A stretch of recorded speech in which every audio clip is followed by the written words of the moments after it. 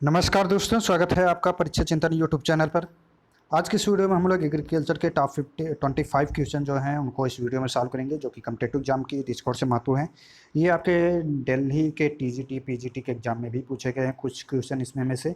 तो competitive exam की दृष्टिकोण से महत्वपूर्ण है, इनको आप वीडियो को लास्ट तक देखिएगा। तो चलिए हम लोग स्टार्ट करते हैं।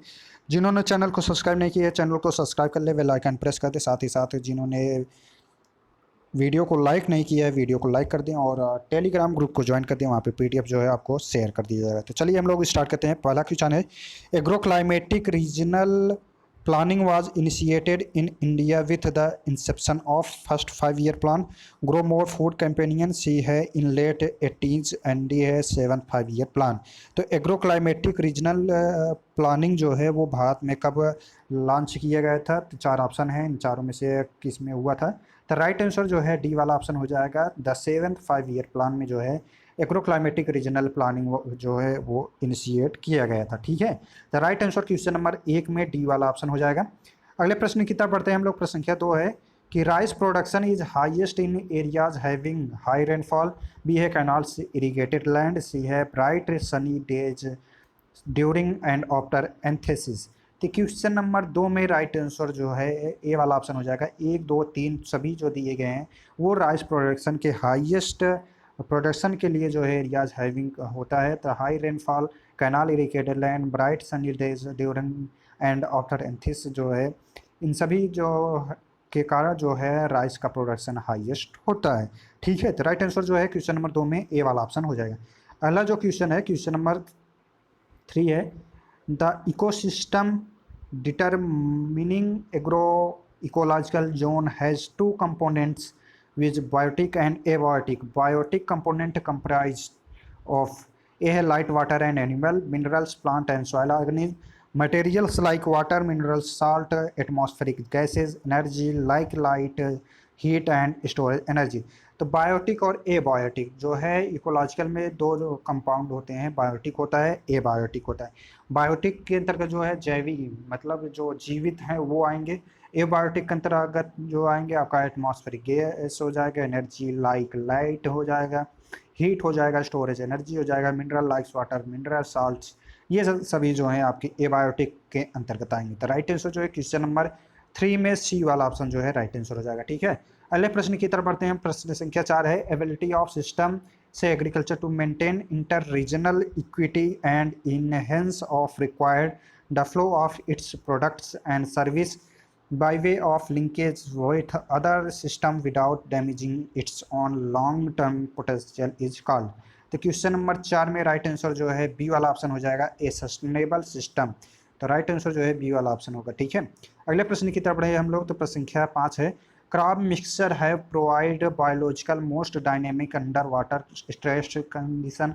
बी है इरीगेटेड कंडीशन। सी है high soil fertility condition and D है लार्ज होल्डिंग कंडीशन।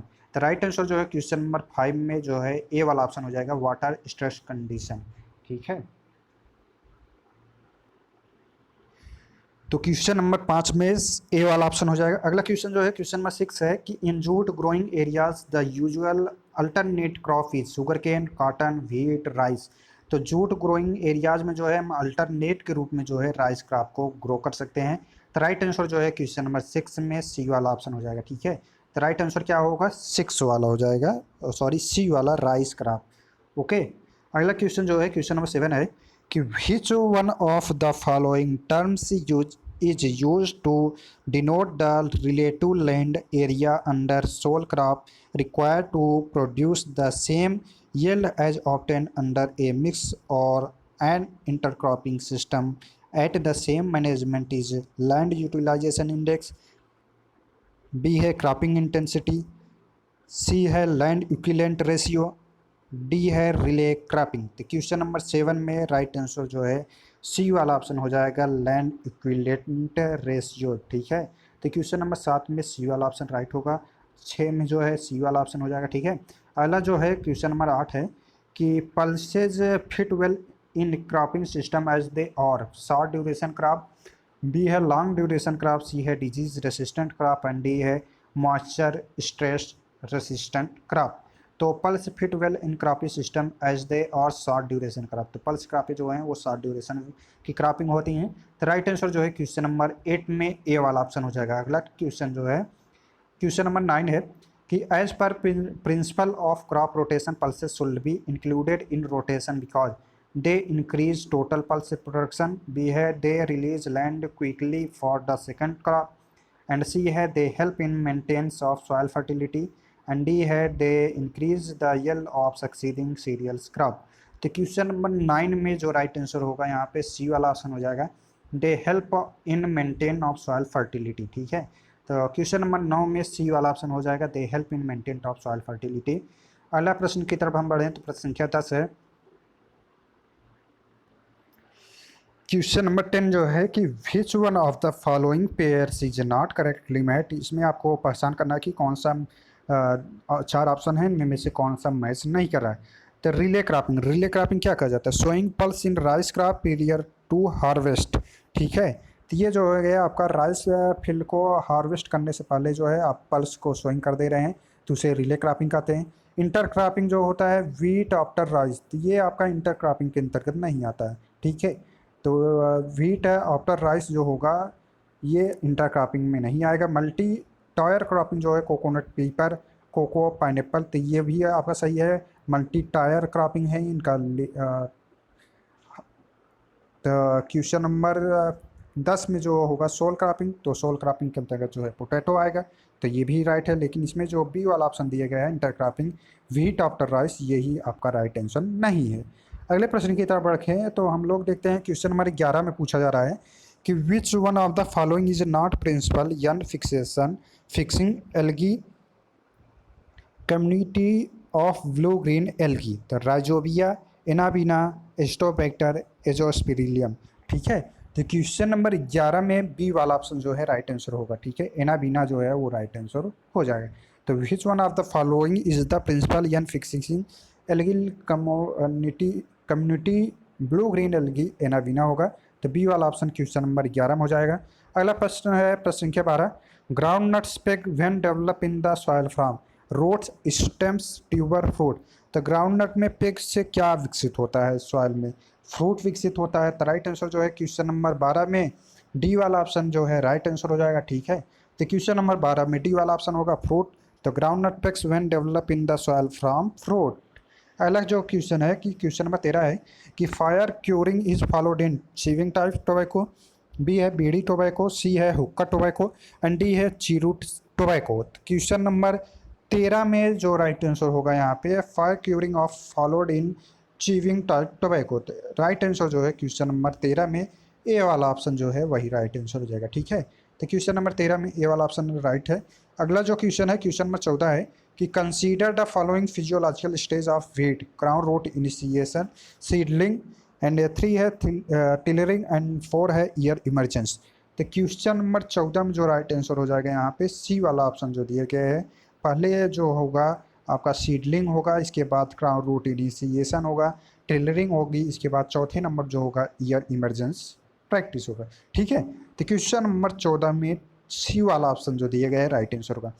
अगला जो क्वेश्चन है क्वेश्चन नंबर 15 है कि low quality of jute fibre is attributed to discolourisation of fibre, very short fibre strands, and 3 है reduction of cellulose in fibre, and 4 है reduction of cell wall strengths. तो question number 15 में अगर हम बात करें राइट आंसर की तो डी वाला ऑप्शन जो दिया गया पेयर्स वो राइट आंसर हो जाएगा। 1 और 2 discolouration of fibre and very short fibre strand जो है low quality of jute fibre की एट्रीब्यूट है। ठीक है, तो राइट आंसर जो है क्वेश्चन नंबर 15 में डी वाला ऑप्शन राइट आंसर हो जाएगा।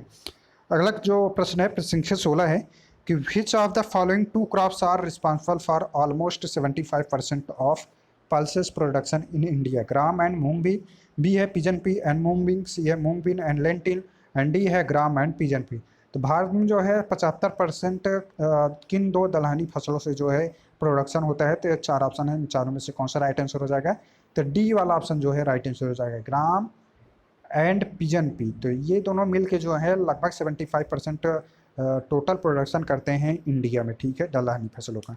अगला जो क्वेश्चन है क्वेश्चन नंबर 17 है कि triticale is a cross between triticale जो है वो किसके क्रॉस से बना हुआ है? Wheat and barley and rye. C है wheat and rye and D है व्हीट एंड ओट्स। तो क्वेश्चन नंबर 17 में जो राइट आंसर होगा सी वाला ऑप्शन हो जाएगा व्हीट एंड राई। तो ट्रिटिकल जो क्रॉस बिटवीन है वो व्हीट और राई के क्रॉस से बना हुआ है, ठीक है। अगला जो क्वेश्चन है क्वेश्चन नंबर 18 है कि an international crop research institute called CIMMYT in Mexico deals with two crops grown widely in India. These crop are rice and jute, rice and wheat, maize and wheat, maize and millet। Right answer जो है question number 18 में सी वाला option जो है right answer हो जाएगा, ठीक है। तो क्वेश्चन नंबर 18 में कौन सा राइट आंसर होगा? सी वाला मेज एंड व्हीट हो जाएगा।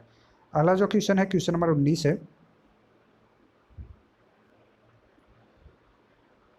क्वेश्चन नंबर 19 में जो पूछा जा रहा है कि which one of the following occupies the highest volume percentage in the fine sandy loam surface soil in good condition for plant growth? Organic matter, pore space which included air and or water, and C है mineral and matter, and D है other including microflora and fauna।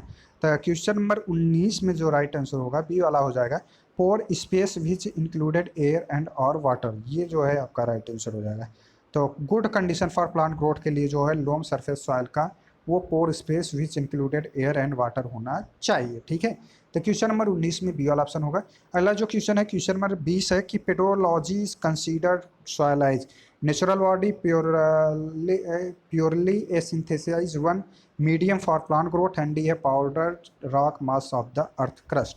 तो question number 20 में ए वाला option जो दिया गया है right answer हो जाएगा नेचुरल बॉडी, ठीक है। अगला जो क्वेश्चन है क्वेश्चन नंबर 21 है chlorides are basically silicate of magnesium with some iron and aluminium. तो यही जो ऑप्शन ए वाला दिया गया है वही राइट आंसर हो जाएगा, ठीक है। तो क्वेश्चन नंबर 20 ए में ए वाला ऑप्शन राइट आंसर होगा। अगला जो क्वेश्चन है क्वेश्चन नंबर 22 है कि the cations exchange capacity of mineral soil containing predominantly kaolinite clay minerals generally range between 3.3 से लेके 15 मीटर पर 100 ग्राम सॉइल जो है ये होगा TMI।